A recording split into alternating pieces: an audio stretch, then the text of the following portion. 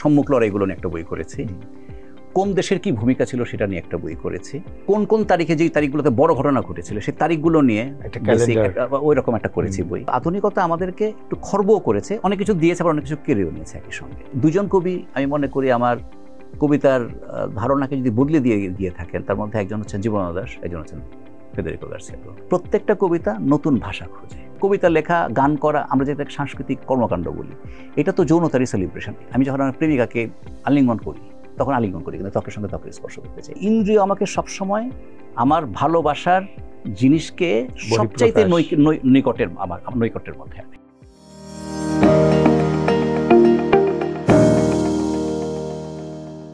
শুধু দর্শক, আমন্ত্রণ জানাচ্ছি Bengal books present TBS lead talk আজকের আড্ডায়। আজকে হাসি মুখে আমন্ত্রণ জানালেও ভেতরে ভেতরে আমি খুব নার্ভাস আছি, কারণ আমি এমন একজন মানুষকে আজকে আমন্ত্রণ জানিয়েছি যার সাক্ষাৎকার নিতে আমার রীতিমতো আতঙ্ক হচ্ছে, নার্ভাস লাগছে, ভয় লাগছে। কারণ তিনি আমাদের দেশে সাক্ষাৎকারের ক্ষেত্রে, সম্পাদনার ক্ষেত্রে, অনুবাদের ক্ষেত্রে একজন আইকনিক ব্যক্তি। তার কাজ খুবই কম কিন্তু খুবই ভারী, এবং সেই সব কাজ আমাদের জন্য অনুসরণীয়, অনুকরণীয়। আর কথা না বাড়িয়ে আমন্ত্রণ জানাই সাজ্জাদ শরীফ আপনাকে। কেমন আছেন আপনি?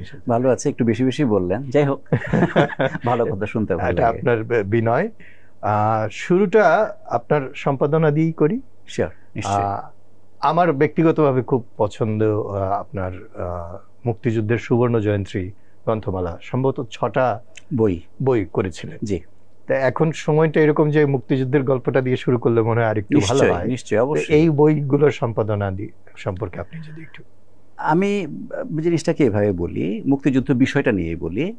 প্রথম কথা হচ্ছে মুক্তিযুদ্ধ বাঙালির জীবনে, শুধু পূর্ববঙ্গ কেন, আমি মনে করি সমস্ত বাঙালির জীবনে যদি সবচেয়ে বড় ঘটনা যদি থাকে সেটা মুক্তিযুদ্ধ। কারণ একটা ঘটনা, যে ঘটনার মধ্যে বাংলাদেশের এই ভূখণ্ডের মধ্যে এমন কোনো মানুষ নেই যারা জড়িত হয়ে পড়েনি, প্রত্যক্ষ বা পরোক্ষভাবে অংশগ্রহণ করেনি, এবং এমন একটা ঘটনা যার মধ্যে সারা পৃথিবীর বড় বড় দেশগুলো জড়িয়ে পড়েছিল এবং বৃহত্তর বাঙালি সমাজ জড়িয়ে পড়েছিল।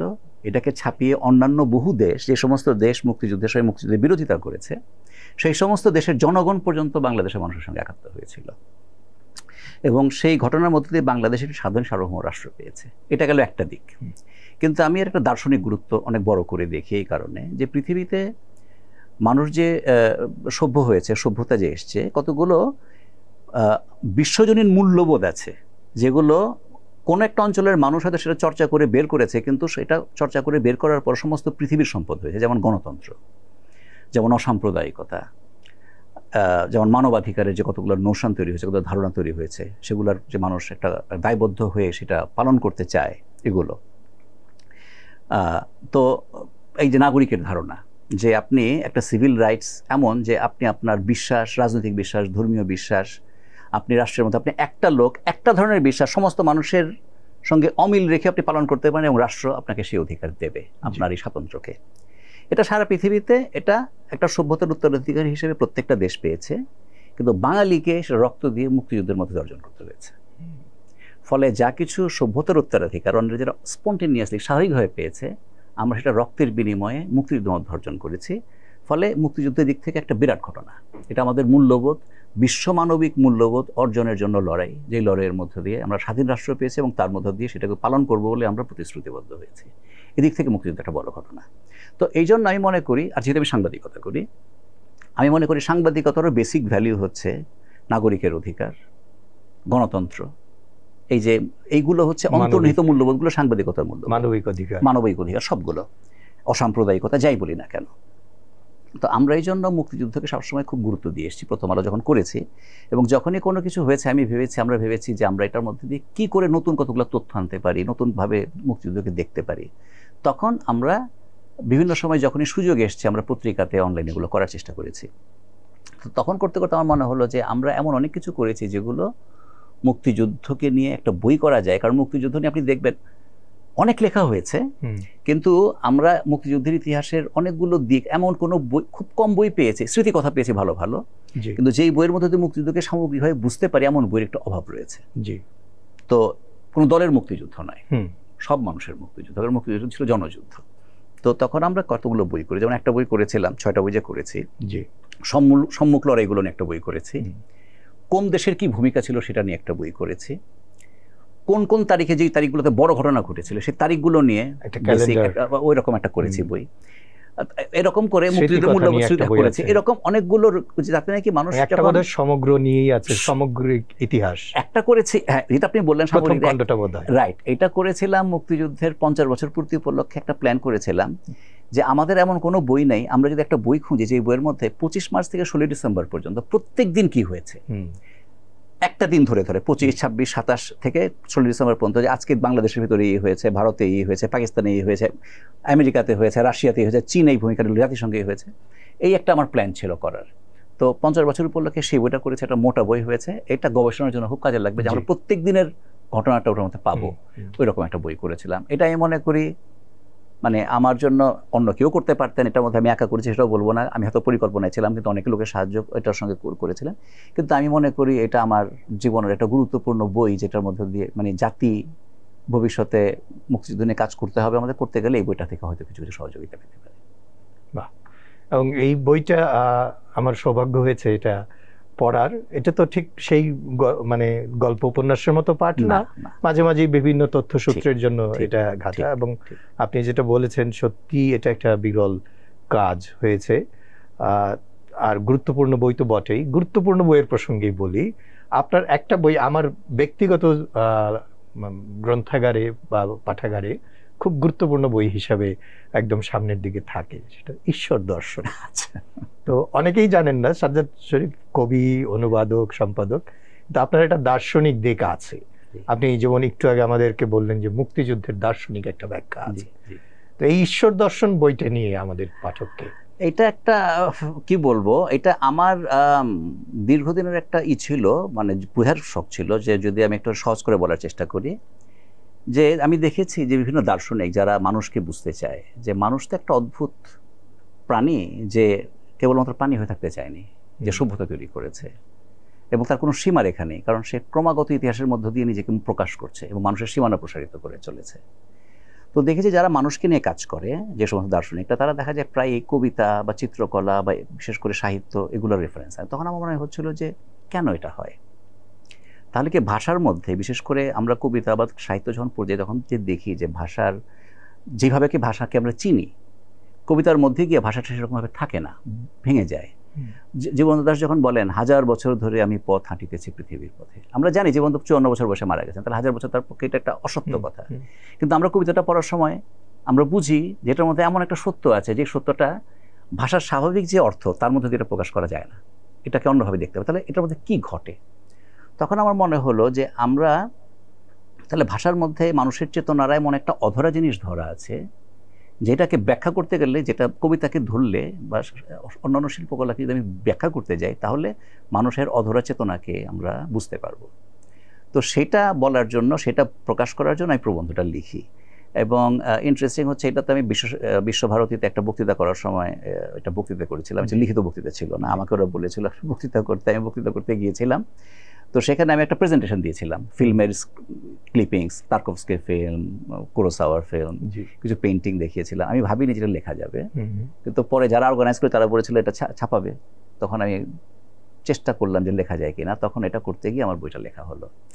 তো আমি এটা করতে গিয়ে, আমি নিজে যেহেতু কবিতা লিখি, আমার মনে হলো যে এটা আমার নিজের দিক থেকে একটা জানি যে আসলে কবিতার মধ্যে ঘটেটা কি। আমরা হয়তো কবিতাটা লিখলাম, আমারও জানতে এটার মধ্যে দিয়ে যেটা বড় মানুষের জগতের অধরা জিনিস যে কবিতার মধ্যে যে এক্সপ্রেসড হয়, যার মধ্যে দিয়ে মানুষকে বুঝতে পারে। আমরা তো একটা মানুষ হিসেবে সবসময় একটা অহংয়ের গণ্ডির মধ্যে আবদ্ধ থাকি প্রত্যেকে, কিন্তু কবিতা যে আমাকে এই গণ্ডি থেকে বাইরে বৃহৎ মানুষের একটা গণ্ডির মধ্যে নিয়ে যে আমাকে ছুঁড়ে ফেলে এবং আমাকে সাঁতার কাটতে বাধ্য করে এবং আমি নিজেকে নতুন করে আবিষ্কার করি। এটা তো ভাষার কারণে ঘটে, কবিতার যে ভাষাটা হয়, এই ভাষাটা যে ভেঙে যায় কবিতার মধ্যে গিয়ে, সেটা আমি একটু বলার চেষ্টা করেছি এটার মধ্যে। এই বইটিরই ভূমিকা অংশে আপনি বলেছিলেন যে একটা প্রবন্ধ মধ্যে বাংলাদেশে আপনার একটা আপনি প্রেজেন্টেশন দিতে পারেননি, তখন এই কথাটা বলেছেন যে ভাষা দিয়ে তো সব বর্ণনা করা যায় না, এবং চিত্রকলা, কবিতা, চলচ্চিত্রের একটা সম্পর্ক নিয়ে এরকম দার্শনিক পাঠ, সেটা সত্যিই খুব গুরুত্বপূর্ণ এবং দুর্লভ একটা কাজ। Thank you. আরেকটা আপনার দুটো অনুবাদ গ্রন্থের কথা আমি জানি, মানে আমার সংগ্রহে আছে। একটা লোরকার কবিতা অশ্রু রক্ত অশ্রুর গাথা, আরেকটি হচ্ছে আপনি খুব সুন্দর করে করেছেন সলোমন গীতিকা, মানে কিং সলোমন।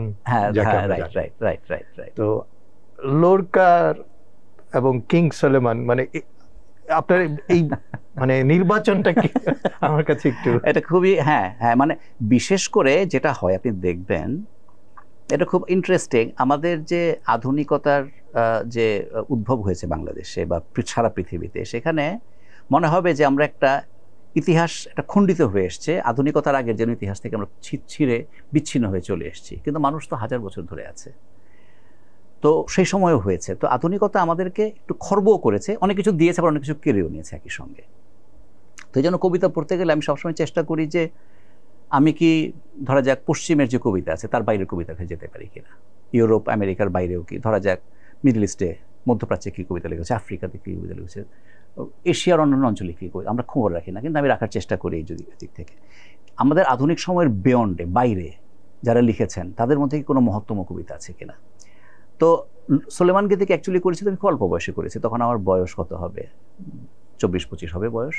সেই সময় আমি আমি তখন বাইবেল পড়তে পড়তে আমি এই যাকে আমরা পয়গম্বর বলে মানি এবং অনেকগুলো ধর্মে পয়গম্বর বলে মানে বিশেষ করে এই ইয়ের মধ্যে যারা নাকি মধ্যপ্রাচ্যে যে ধর্মগুলো উদ্ভব হয়েছে সেই ধর্মগুলো প্রায় প্রত্যেকে তাকে একজন গুরুত্বপূর্ণ নবী হিসাবে মানে। তো তার বইটা পড়ে আমি কাব্যিক শক্তিতে আমি ছিন্ন ভিন্ন হয়ে যাই অল্প বয়সে। তখন আমার মনে হলো আমি করি, এবং করতে গিয়ে সাধারণত যেই ভাষায় আমরা করি সহজ ভাষায়, আমি দেখলাম এটার মধ্যে ক্লাসিক একটা বর্ণনার ভঙ্গি রয়েছে, একটা ভাষা ভঙ্গি রয়েছে। তখন আমি একটু চেষ্টা করেছি যে একটু ভারী শব্দ, তৎসমবহুল শব্দে, কিন্তু আবার যেন একটু পড়তে গিয়ে আবার যেন বিঘ্নও না হয়, কিন্তু একটু ওই ক্লাসিক একটা ভাবটা বজায় থাকে, ভাষার যে একটা গাম্ভীর্য, কিন্তু একই সঙ্গে লিরিক্যালিটি থাকে, ওইভাবে করেছিলাম। আর লোরকারটাও করেছি একইভাবে। আমার খেয়াল আছে যে লোরকা আমি প্রথম অনুবাদ পড়ি, খুব বাজে অনুবাদ ছিল, একটা কলকাতা থেকে বেরিয়েছিল, কিন্তু ভালো কবিতার যে শক্তি, এত বাজে অনুবাদে আমি পড়ে এত মুগ্ধ হই। তখন আমি টিউশনই করি, অল্প টাকা পাই। আমার খেয়াল আছে আমি ম্যারিয়েটা বলে একটা দোকান ছিল স্টেডিয়ামে, তখন আমি ওখানে গেলাম বই কিনতে, ওরা বললো 47 টাকা বইটার দাম, কিন্তু 47 টাকা দেওয়ার মতন আমার সাধ্য ছিল না। আমি বলছি এটা কত সালের কথা ভুলে গেলাম, 84-82 হবে এরকম সময়, 3 গুণ রাখতো বই। তারপর আমি গিয়ে কিছু টাকা অগ্রিম দিয়ে আসলাম, বই বুক করে আসলাম, পরে বই কিনেছি, এবং তারপর আমি অনুবাদ করা শুরু করি আবিষ্টের মতন। এবং লোরকার সুবিধা হচ্ছে, লোরকা তো একই সঙ্গে লিরিক্যাল কবিতা লিখেছেন, গদ্য কবিতা লিখেছেন, অনেক রকম কাসিদা লিখেছেন, গজল লিখেছেন, আবার গান লিখেছেন, সুরিয়ালিস্ট কবিতা লিখেছেন। একই জীবনে, অল্প জীবন, কারণ তারপরে তো ফ্রাঙ্কো ফ্যাসিস্টরা তাকে মেরে ফেললো, অতি অল্প বয়সে মারা যান। কিন্তু আমি দেখলাম যে এত বৈচিত্র্যপূর্ণ, যেই লোকটা একই সঙ্গে পরাবাস্তববাদে আক্রান্ত হচ্ছেন, একই সঙ্গে ট্র্যাডিশনাল ওইখানকার চিরায়ত কবিতা দ্বারা আক্রান্ত হচ্ছেন, একই সঙ্গে যে আরবরা ছিল, আন্দালুসিয়ার যে আরবরা, যারা নাকি এখন একটা হয়তো প্রান্তিক জনগোষ্ঠী, তাদের যে পোয়েটিক ফর্মসগুলো আছে, পাবলিক ধরনগুলো, সেগুলোকেও তিনি দেখছেন। ফলে আবার যেহেতু নাটকের প্রতি আগ্রহী ছিলেন, নাটকের মতন করে সংলাপের মতন কবিতা লিখেছেন, এত বিচিত্র রকমের কবিতা। তো তখন আমি করতে মানে অনেক দূর পর্যন্ত গেলাম। পরে বই তো করিনি, আমার তো অ্যাকচুয়ালি এখনও অনেক, এটা পরে হয়তো বলার সুযোগ আসবে, অনেক লেখা রয়ে গেছে, বই করা হয়নি, প্রবন্ধ রয়ে গেছে, কবিতা রয়ে গেছে, অনুবাদ রয়ে গেছে, বই 10-7-8টা বই আমি করতে পারি, কিন্তু করা হয় না, আলস্যের কারণে, অন্য কোনো কারণ না। তো মতি ভাই একদিন বললেন যে আপনার লোরকার এতগুলো কবিতা, আপনি একটা বই করেন না কেন? তখন আমি আবার ঘাটতি গিয়ে দেখলাম যে সত্যি লোরকার এত কবিতা করেছি, প্রায় সব বই থেকে করেছি। তখন আবার পরিশ্রম করে সবগুলোকে গাঁথলাম এবং একটা বড় ভূমিকা দিয়ে পরে বইটা করেছি। লোরকার প্রতি আমার ভালোবাসা এখনো পর্যন্ত অবিরল। মানে দুজন কবি আমি মনে করি আমার কবিতার ধারণাকে যদি বদলে দিয়ে গিয়ে থাকেন, তার মধ্যে একজন হচ্ছেন জীবনানন্দ দাশ, একজন হচ্ছেন ফেদেরিকো গার্সিয়া লোরকা। আমি যদি ভুল না করি, মানে সলোমন গীতিকা, মানে কিং সলোমন সংস, যেটা এইটাকে তো বোধহয় ওল্ডেস্ট এরোটিক পোয়েটিক ফর্ম বলা হয়, রাইট? মানে এটা ইন্টারেস্টিং, আপনি দেখবেন এটা একটা অদ্ভুত, অথচ বাইবেলের অংশ, এবং এরিটিসিজম আছে। আপনি হয়তো কখনো কখনো মনে হবে যে যাকে আমরা বলি ইনসেস্ট, তাও হয়তো আপনি পাবেন কিছু পরিমাণে। কারণ আমাদের বুঝতে হবে যে সোসাইটিটা যে সেই সময় যেরকম ছিল, কারণ আমরা জানি যে ফারাওদের সময়ে আমাদের যে পারিবারিক বন্ধন যেরকম, তখন অন্যরকম ছিল। এবং সমাজের এক একটা সময় এক একটা সমাজ তো তার ঐতিহাসিক এবং ভৌগোলিক পরিস্থিতির মধ্যে তো এই সমাজের গঠনটা তৈরি হয় এবং সামাজিক নৈতিকতাগুলো তৈরি হয়। ফলে এই কবিতাগুলোর মধ্যে আমাদের যে চেনা নৈতিক ধরন এবং এই এরোটিসিজম বা যদি বলি যে এই যৌনতাকে আমরা এখন যে একটা ভিক্টোরিয়ান ভ্যালুজ বা আমাদের মধ্যে যে সমস্ত তৈরি হতো, তখন এ ব্যাপারে মানুষ অনেক বেশি সাহসী বা বলবো উন্মুক্ত ছিল। ফলে এটার মধ্য দিয়ে এরোটিসিজমটাকে তো আমরা শুধুমাত্র যে জৈবিক দিক থেকে দেখি, শুধু এভাবে দেখলে তো হবে না। আমরা দেখবো ধরেন এই যৌনতার যে একটা বলবো দার্শনিক, কাব্যিক বা এমন বলবো জনগোষ্ঠীগত এটার যে একটা ভূমিকা আছে, এটা প্রাচীনকালে আপনি দেখবেন যে এই যে আমরা যদি আদি যে আপনার ভেনাসের মূর্তিটা পাই, ওর মধ্যে যে আপনি একটা তাই না, যে ওর যে প্রজনন অঙ্গগুলোকে যে স্ফীত করে আঁকা, কারণ তাই না, ভলাপসাস করে করা কারণটা কি? কারণটা হচ্ছে মানে এটা ফার্টিলিটি কাল্টের ব্যবসার সঙ্গে যুক্ত, মানুষের জীবনের সঙ্গে। এমনকি যদি আমরা বলি সারা পৃথিবীকে, কারণ কবিতা লেখা, গান করা, আমরা যেটা সাংস্কৃতিক কর্মকাণ্ড বলি, এটা তো যৌনতারই সেলিব্রেশন এক অর্থে। কারণ আপনি ইন্দ্রিয় দিয়ে পৃথিবীকে বুঝতে পারছেন, আপনার চোখ দিয়ে আপনি গ্রহণ করছেন, আপনি ত্বক দিয়ে গ্রহণ করছেন, আপনি আপনার ঘ্রাণ শক্তি এবং শ্রবণ শক্তি দিয়ে গ্রহণ করছেন, আপনি জিভ দিয়ে গ্রহণ করছেন। ফলে ইন্দ্রিয়ের সেলিব্রেশন দিয়ে আপনি পৃথিবীকে বোঝেন। বাহ, আপনি এর বাইরে তো আপনি বুঝতে পারবেন না কখনো। তারপর আপনার ব্রেন কীভাবে প্রসেস করে সেটা তো আপনার ব্রেন তো আপনি যা আপনার ইন্দ্রিয় আপনাকে পাঠাচ্ছে তার উপর প্রসেস করছে। এবং আমরা অনেক সময় চিন্তার জগতে এই যে পরিশ্রুত ঘুরতে থাকি জিনিসগুলো, আমরা যে বুদ্ধি দিয়ে বুঝতে থাকি, এটা অনেক সময় আমাকে পৃথিবী থেকে সরিয়ে নেয়। শিল্পকলা আমাকে আবার পৃথিবীর কাছে ফেরত আনে, কারণ সে ইন্দ্রিয় দিয়ে পৃথিবীকে বোঝে। আপনি দেখবেন, এটা আমার একটা hypothesis, I might be wrong, যে মানুষের যে আদিতম অঙ্গ, আদিতম প্রাণী কি? অ্যামিবা, যার শুধু ত্বক আছে আর কিছু নেই। ফলে স্পর্শই হচ্ছে পৃথিবীর আদিতম অনুভূতি। কিন্তু মানুষ যতই প্রাণী জটিল হয়েছে, বহুকোষী হয়েছে, তার নানা রকমের আরো ইন্দ্রিয় ডেভেলপ করেছে। এখন দেখেন আমাদের কাছে কিন্তু এই যুগে দেখা এবং শোনাটা অনেক বেশি মুখ্য হয়ে গেছে, দেখলে কি না, কারণ সাক্ষ্য দিতে গেলে আমাদের এগুলো বলতে হয়। কিন্তু যখন আমরা, ফলে ত্বকের যে অনুভূতি, এটা কিন্তু পিছনে ফিরে চলে এসেছি আমরা। কিন্তু যখন আমরা সবচেয়ে অন্তরঙ্গতম অনুভূতি আমরা যখন অনুভব করি, আমি যখন আমার প্রেমিকাকে আলিঙ্গন করি, তখন আলিঙ্গন করি কিন্তু ত্বকের সঙ্গে ত্বকের স্পর্শ করতে চাই। আমার যে সদ্যজাত শিশু, আমার যে বাচ্চাটা, তাকে গাটা আমি হাত ধরে ধরতে চাই, তাকে আমি গায়ের সঙ্গে মিশিয়ে রাখি। ফলে এমনকি প্রিয় পোষা প্রাণীটিকেও আমি আদর করতে থাকি। মানে আমরা এই যে স্পর্শের জন্য, ফলে হয় কি, ইন্দ্রিয় আমাকে সবসময় আমার ভালোবাসার জিনিসকে সবচাইতে নৈকট্যের মধ্যে আনে, বুদ্ধি আমাকে অনেক সময় দূরে সরিয়ে নেয়। ফলে সেলিব্রেশন, এই যে কবিতা, এই যে শিল্পকলা, এগুলো আমাকে সবসময় এই পরিবর্তমান পৃথিবীর মধ্যে যে পরিবর্তন হচ্ছে, ইন্দ্রিয় দিয়ে সে আমাকে আপডেট করে, সবসময় আমাকে জানায় যে দেখো এই হচ্ছে। ফলে শিল্পকলা আমাকে সবসময় আমার ইন্দ্রিয়কে শার্প করে রাখে এবং বলে দেখো পৃথিবী তুমি যেটা ভাবছো এইটুকু তা না, পৃথিবী আরও গিয়েছে, মানুষ আরও গিয়েছে। ফলে it's a world of promise. হ্যাঁ, এই আপনি লোরকার কথা বলছিলেন, যে কথা থেকে আরেক কথা চলে গেলাম, সরি। না, এটা খুবই ইন্টারেস্টিং অবজারভেশন আপনার, এটা আমরা মনে হয় আমাদের অনেক কাজে লাগবে ভবিষ্যতে। তো লোরকার, ঘনায়ু, তারপর অ্যানা ফ্রাঙ্ক, এরকম যারা খুব অল্প বয়সে, তরুণ বয়সে চলে গেছেন, তাদেরকে নিয়েও আপনার সম্পাদিত একটা বই আছে। আরে বাবা, আপনি তো অনেক খবর আছে। অ্যাকচুয়ালি আমরা একটা সংখ্যা করেছিলাম যে যারা নাকি অল্প বয়সে চলে গেলেন, কিছু কিছু মানুষ এসছেন যারা অল্প বয়সে পৃথিবীকে এত দিয়ে গেছেন। ওটা একটা ছোট্ট, আমরা একটা প্রতিষ্ঠাবার্ষিকীর সময় আমার প্ল্যান ছিল যে একটা করি, যাদেরকে আমাদের ফিরে ফিরে দেখা দরকার, যে এই অল্প বয়সের মানুষগুলা কি দিয়ে গেল আমাদেরকে। এবং এইখানে হচ্ছে তারুণ্য, যে যেটা বলি আর কি, যে তরুণের যে একটা শক্তি আছে, যে আমরা যেই পৃথিবীতে বাস করি, সেই পৃথিবী যে জায়গায় এসে আটকে যায়, একটা স্ট্যাটাসকোর মধ্যে এসে পড়ে, তরুণরা প্রথম বুঝতে পারে অজানার আহ্বানটা। কারণ স্ট্যাটাসকোর মধ্যে পৃথিবী আবদ্ধ নয়, মানুষ আবদ্ধ নয়, মানুষকে আরও অনেক দূর যেতে হবে এবং পৃথিবীকে আরও দূর যেতে হবে। ফলে সবচাইতে স্পর্শকাতর, সবচাইতে সংবেদনশীল তরুণরা কিভাবে করে তাদের কলার মধ্যে সেই অজানা পৃথিবী, যেটা এখনো পর্যন্ত এসে আমাদের সামনে হাজির হয়নি, দেশকালে দানা বাঁধেনি, তাকে কি করে হাজির করে আমাদের অভিজ্ঞতার সামনে, যাতে আমরা সেই পৃথিবীর স্বাদ নিতে পারি, ভবিষ্যৎ পৃথিবীর। সেটা একটা করার চেষ্টা করেছিলাম সেই সময়টায়। আমি যদি সবিনয়ে সাজ্জাদ শরীফকে প্রশ্ন করি বা জানতে চাই, শিখতে চাই, সাক্ষাৎকার কি করে নিতে হয়, আপনি কি আমাকে দুটো টিপস দিবেন? সাক্ষাৎকার নেওয়ার মধ্যে সবচাইতে ভালো জায়গা হচ্ছে, আমি অনেক সাক্ষাৎকার নিয়েছি, এটা সত্যি, দীর্ঘ সাক্ষাৎকার নিয়েছি, বিচিত্র রকম লোকের সাক্ষাৎকার নিয়েছি, একটা বড় মানুষের নিয়েছি, আমার সৌভাগ্য হয়েছে। এবং একটা বই করেছে আলাপে ঝালাতে বলে একটা বই আছে আমার সাক্ষাৎকারের। এটার তো কোনো নিয়ম নেই। একটা হচ্ছে যে কৌতূহল থাকতে হয়, সবচেয়ে বড় ব্যাপার। আর যাকে নিয়ে আমি সাক্ষাৎকারটা, যার সম্পর্কে নিতে যাব সাক্ষাৎকারটা, তার সম্পর্কে একটু জেনে নেওয়া ভালো এবং বুঝে নেওয়া ভালো। আমি মনে করি কি জানেন, যে কোনো সাক্ষাৎকার কিন্তু নিজেকে বুঝে ওঠার একটা প্রক্রিয়া এবং নিজের পৃথিবীকে আবার নতুন চোখে দেখার একটা প্রক্রিয়া। কারণ প্রত্যেকটা মানুষ আপনার কাছে নতুন সংবেদনশীলতা এবং নতুন একটা উপলব্ধি নিয়ে আসে। তো আমার কি প্রশ্নগুলো আছে কিনা, আমি তার কাছে গেলে আমি কোন কোন প্রশ্নের নিরাকরণ করতে চাই যেগুলো আমার কাছে এখনো অধরা আছে, সেটা যদি আমি নিজে প্রস্তুতি নিয়ে রাখি তাহলে বোধহয় কাজটা করতে সুবিধা হয়।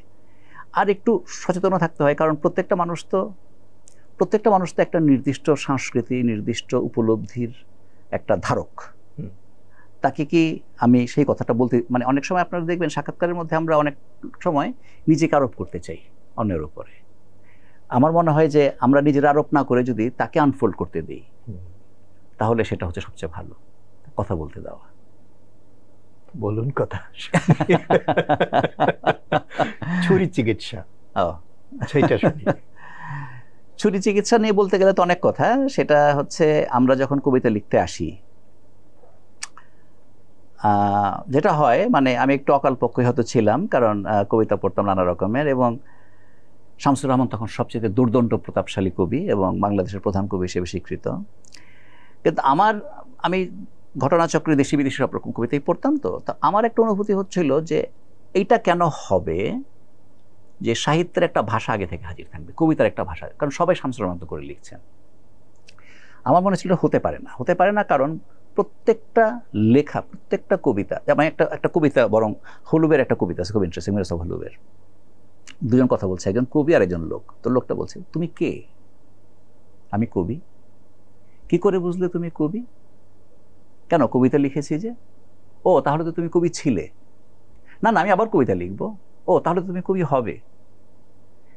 আর কি করে বুঝবে পরে একটা কবিতা হয়েছে? কেন, আগে যেভাবে কবিতাটা লিখেছিলাম সেভাবেই লিখবো। তাহলে তুমি কবি ছিলে না, কবি হবেও না যদি আগের মতো করেই লেখো। তো এই হচ্ছে ঘটনা। প্রত্যেকটা কবিতা নতুন ভাষা খোঁজে। ফলে আগে থেকে যে ভাষা হাজির, শামসুর রহমানের মতো করে লিখতে, মানে ভাষাটা আগে থেকে হাজির আছে, তখন মনে হয়েছিল এটা হতে পারে না কবির ক্ষেত্রে।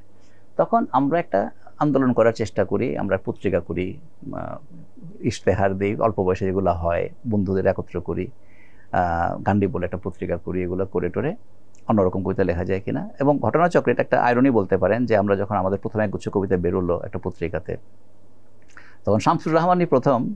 আমাদের তখন একজন কবি ছিলেন বন্ধু, আমাদের থেকে একটু বড় বয়সী, বছর দশেকের বড়, ত্রিদীপ দস্তিদার। তাকে ডেকে বললেন যে, এই ত্রিদীপ, তুমি কি পড়ে দেখেছো কয়েকজন কবি, তরুণ কবি অমুক জায়গায় একটা কবি কতগুলো কবিতা লিখেছে, অন্যরকম কবিতা লিখেছে। তো এটা একটা আয়রনি। আর শামসুর রহমানকে বিরোধিতা করতে চেয়েছে, কিন্তু শামসুর রহমান আমাদের রিকগনাইজ করেছে। পরে শামসুর রহমানের সঙ্গে ভালো সম্পর্ক হয়েছে, সেটা অন্য প্রসঙ্গ, কিন্তু এভাবে করে লেখা হয়েছে। আমরা খুব চাইছিলাম যে এমন কবিতা লেখা হোক, যদি আমি উদাহরণ দিয়ে বলি, ধরুন শামসুর রহমান যখন লিখছেন, তুমি আসবে বলে হে স্বাধীনতা, সাকিনা বিবির কপাল ভাঙলো, সিথির সিঁদুর মুছে গেল হরিদাসীর। আমি বলছি যে যখন বলছেন, তো সত্যি সত্যি তো স্বাধীনতার সময় সিথির সিঁদুর মুছে গেছে, কারো কপাল ভাঙলো। তাহলে এটার মধ্যে বাক্য যে অর্থ দিচ্ছে তার অতিরিক্ত আমি কি পাচ্ছি? আমি তো কবিতায় শুধু বাক্য যা অর্থ দিল তার থেকে বেশি পেতে চাই, যা ভাষার অর্থ যা বলে না। কবিতার প্রথম কাজ হচ্ছে অভিধান থেকে শব্দকে সরিয়ে নিয়ে যাওয়া। এটা হচ্ছে আমার নিজের আন্ডারস্ট্যান্ডিং, আমি ভুল হতে পারি, কিন্তু এটা আমার বুঝ। শব্দকে চ্যালেঞ্জ করা, শব্দ যেভাবে করে সবার ব্যবহৃত, অতি ব্যবহৃত হয়ে যে জরাজীর্ণ হয়ে যায়, কবির কাজ হচ্ছে সেটাকে নবায়িত করে তোলা। তাহলে কেন আমি সেই একই অর্থ প্রতিপাদন করব? যেমন জীবনানন্দের কবিতা যেটা বললাম, হাজার শব্দ তার হাজার বোঝাচ্ছে না এখানে। যদি বোঝাতো তাহলে তো এটা কবিতা তখনই মিথ্যা হয়ে যেত কবিতাটা। তো এই চ্যালেঞ্জটা ছিল। তো ছুরি চিকিৎসা আমি তো পরে আমার যেটা হয় যে বললাম যে লিখছি কিন্তু কবিতা বই বের করি না, অনেক পরে সবাই বললো করো, আমি করলাম। তারপর আবার অনেক কবিতা জমা হয়েছে কিন্তু বই করিনি। বই হয়তো করতে হবে, বই করার প্ল্যানও করছে। অনেক কবিতা জমা হয়ে গেছে, একটা কবিতার বই করার মতো কবিতাও জমা হয়েছে, কিন্তু সাহস হয় না। কিন্তু করব নিশ্চয় করব। এটা তো আপনি আগেই এক ধরনের কি বলবো আত্মপক্ষ সমর্থনের মতো বলে নিয়েছেন যে মতি ভাইকে বলেছেন আপনি অলস, কিন্তু আপনার কাজে কর্মে চলনে বচনে সেটা প্রমাণিত হয় না। কাজে বই করার অঙ্গীকারটা আমরাও আপনার কাছ থেকে চাই আনুষ্ঠানিকভাবে এই দর্শকদের সামনে, যে আপনি বই করুন আরো, কারণ আপনার বইগুলো আমাদের খুব কাজে লাগে। আর আপনাকে অশেষ ধন্যবাদ, কৃতজ্ঞতা। বেঙ্গল বুকস টিবিএস এর আমন্ত্রণে আপনি এসেছেন, কথা বলেছেন, আমাদের ঋদ্ধ করেছেন। আপনাকে অনেক ধন্যবাদ, কথা বলতে দিলেন, কথা বললেন, অনেক ধন্যবাদ। শুধু দর্শক, আগেই বলেছিলাম এমন একজনের সাক্ষাৎকার নিব যার সঙ্গে কথা বলতে গেলে আমার নিজের কথা জড়িয়ে যায়, যার কাছ থেকে যার সাক্ষাৎকার পড়ে সাক্ষাৎকার নেয়ার কিছু কলাকৌশল আমরা শেখার চেষ্টা করি। সেই সাজ্জাদ শরীফ আজকে আমাদেরকে শিল্প সম্পর্কে, জীবন সম্পর্কে, পৃথিবী সম্পর্কে কিভাবে উপভোগ করতে হয় এই সম্পর্কে আমাদেরকে অনেক নান্দনিক দার্শনিক কথা বললেন। আশা করি এইসব কথা আমাদেরকে আরও ঋদ্ধ করবে। ধন্যবাদ সবাইকে। আগামী অনুষ্ঠানের প্রতি আমন্ত্রণ।